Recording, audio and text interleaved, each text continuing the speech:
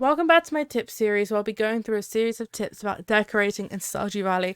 The point of this series is to give you some very simple design tips to help you get started in decorating, because it can feel very overwhelming when you see some of the inspo pics and see some pictures of people's things. So I thought I would start small, start how I started and share how I started.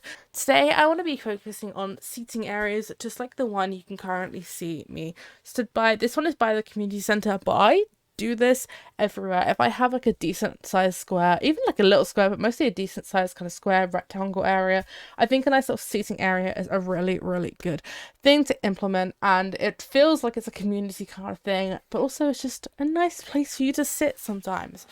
Now, this is something I have done so many times, so if you've watched any of my decorations, you will see me do this near enough with normally the exact same furniture every time, but I'm going to go down here and just kind of give you an idea of how I go around starting it. So first, as you can see, I grab my floor. You could basically use any floor. I use this brick one a lot, and I also use this wooden floor a lot. I'm going to use the brick one just for this, and I just start off by making an area.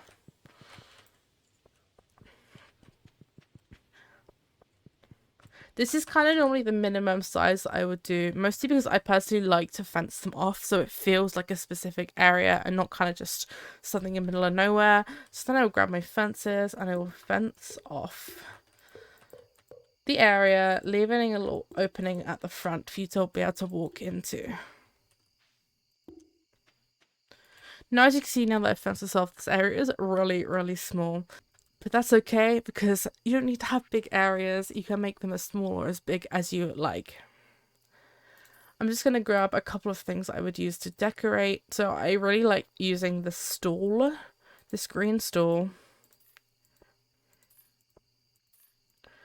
and this coffee table in my seating areas. Obviously, you can use what you want. I find this stone slab and this coffee table to be better because they're not as big. They're only 1x2 rather than 2x2, 3x2. So it means you're not as constricted for space. And also, the chairs don't look as kind of weird around them, I think. The bigger the tables get, the weirder the spacing looks, in my opinion.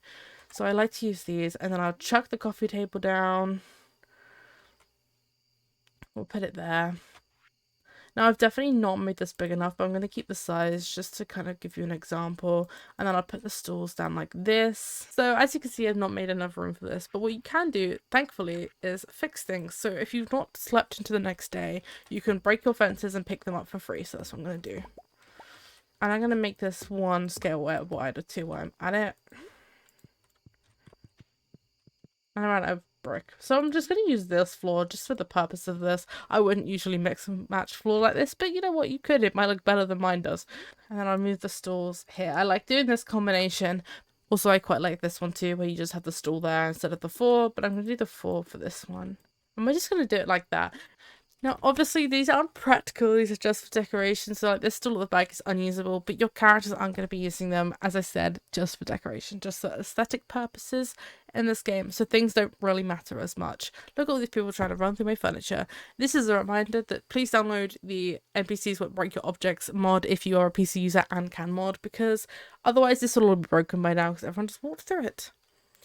Anyway, I think we should add some lighting, so I'm going to add like a little lamp there. I'm going to put one outside here too. I'm going to even add a couple of little casks. I like using the barrels and the casks because I just think they add something. I don't know what it is. I just personally love using them. I like adding loads of plants. I'm going to put a crystal on this table. And honestly, bare bones seating area, this is fine. This is perfect. I think for a little area in your farm, this kind of thing is really nice.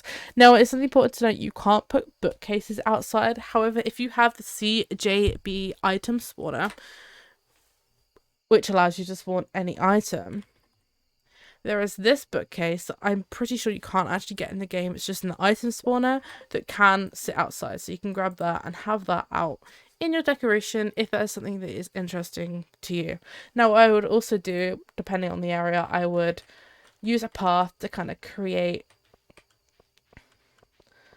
a route to where my sitting area is.